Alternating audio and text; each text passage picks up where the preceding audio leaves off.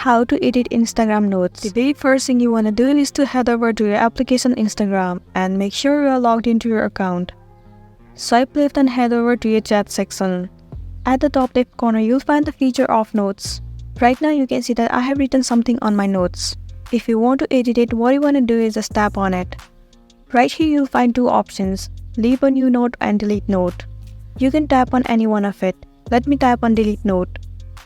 Once your note has been deleted, tap on this plus icon at the top left corner. And now you will be able to enter your new notes. In this section, write anything that you want to share it with your friends. Let me write something like this. And once you are done, tap on share at the top right corner. There you go, your Instagram notes has been successfully edited. Likewise, you can edit your notes anytime you want and you'll be good to go. So that's it, and this was a tutorial on how to edit your Instagram notes. I really hope this video is going to be helpful for you. Thank you for watching it till the end.